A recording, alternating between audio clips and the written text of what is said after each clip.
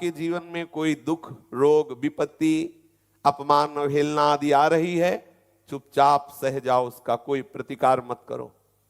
कोई गाली दे रहा है, पलट के गाली मत दीजिए, वो तुम्हारा प्रारब्ध क्षय कर रहा है। ये संसारिक सिद्धांत नहीं, संसारिक पुरुषों की बात नहीं। कब तक हम सहें, वो हमें गाली रोज देता है, तभी तक देगा जिस दिन तक हमारा प्रारब्ध है। जिस दिन प्रारब्ध खत्म हो गया तो वही मित्र बन जाएगा, देख लेना, वही आपको प्यार करने लगेगा, क्योंकि वो बेचारा तो एक निमित्त मात्र है। तुम्हारा कर्म ही उसके सर पर चढ़कर तुम्हें ऐसे वचन सुनवा रहा है जिससे तुम्हारा हृदय जले, तुम अपने कर्म का भोग भोग रहे हो। ये सिद्धांत प्रपंचियों की समझ में नहीं आएगा, साधकों के लिए सिद्धांत है। भगवत प्राप्ति, भगवत प्रेम रस में डूबना, तत्वबोध प्राप्त करना, ये उन उपासकों का मार्ग है। चुपचाप सह जाओ, चाहे भारी विपत्ति आवे, चाहे संपत्ति आवे, ना हर्षित हो न शोकित हो। हमें प्रेम रस प्राप्त करना है, इसलिए गंभीर रहो। पूरब कर्म विपाक विवश जो विपत्ति पर है निर्भर, जैसी भी परिस्थिति आवे चुपचाप सह जाओ। त्यागे प्राण कुधान्य न खावे।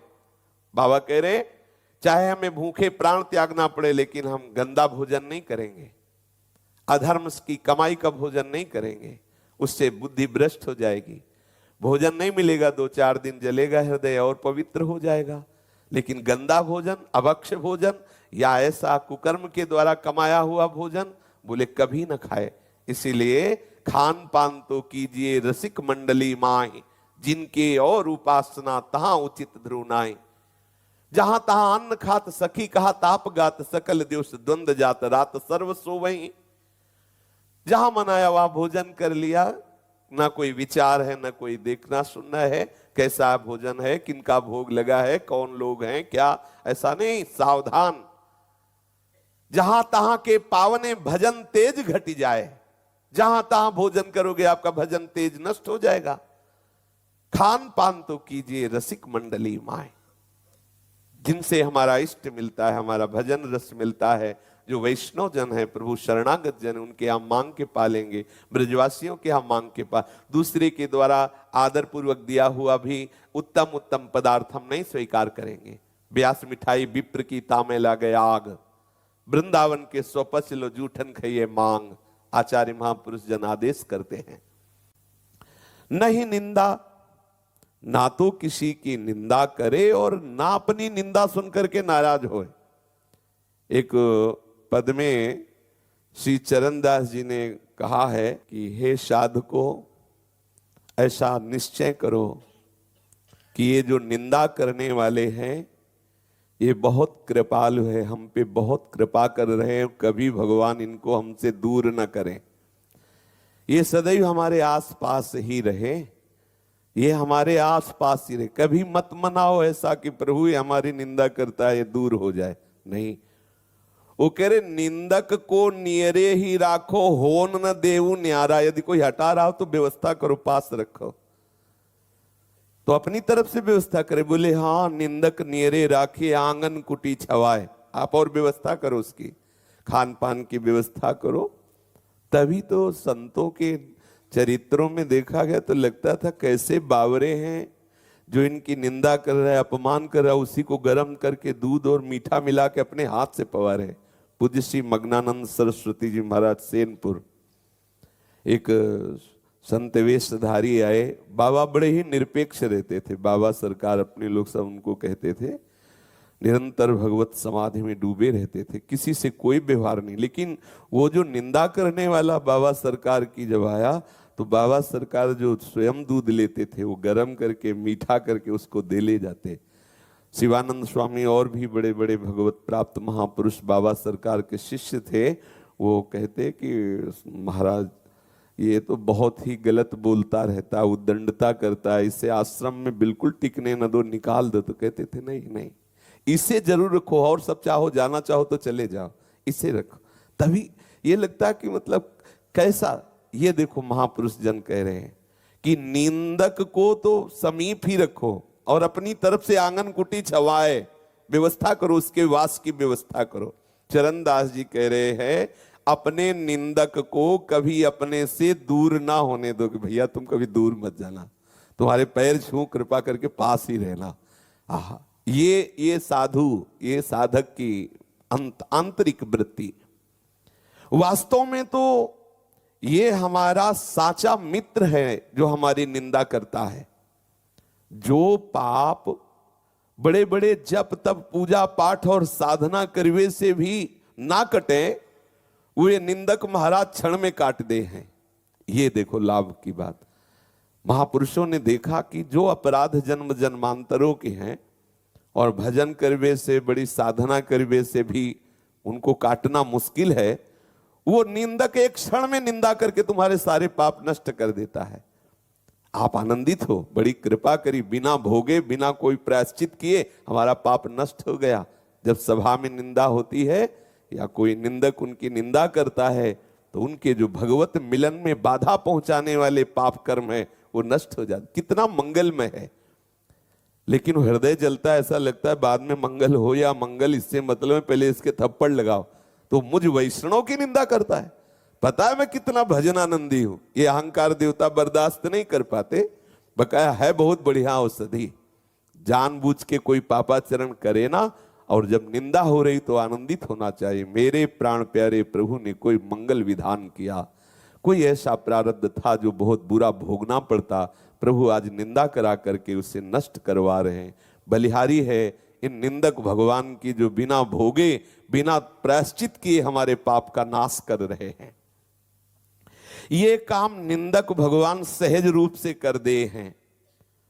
जब हमारी पीठ पीछे निंदा करे हैं तो भयंकर से भयंकर दुख और पाप का परिणाम, जो विपत्ति आने वाली थी वो नष्ट हो जाती है। तो कितना बढ़िया कार्य है। यदि कोई हमारी निंदा कर रहा तो कितना बड़ा सहयोग कर रहा है। ये हम समझ नहीं पाते और हम जलने लगते हैं कि हमारा अपमान करता है, हमारी निंदा करता है। वो पीठ पीछे हमारी निंदा करके हमारा भयंकर से भयंकर पाप दुख विपत्ति जो आने वाली थी, जो भगवत प्राप्ति में बाधा थी, वो नष्ट कर रहा है। दूसरी बात, जब हम उनकी बात सुने कि हमारी इस विषय में निंदा हो रही, तो हमें देखना चाहिए कहीं मैं गलत तो नहीं हूं। यदि वास्तविक गलत है तो हमें तत्काल सुधार लेना चाहिए, और अगर लगता है कि नहीं गलत नहीं है तो आनंदित होना चाहिए, हमारा प्रारब्ध नष्ट हो रहा है। पूर्व का भयंकर कोई ऐसा कर्म भगवान इस निंदक की जिह्वा पे बैठकर हमें पावन कर रहे हैं। बिना भोगे बिना प्रायश्चित के वो पाप नष्ट हो रहा है।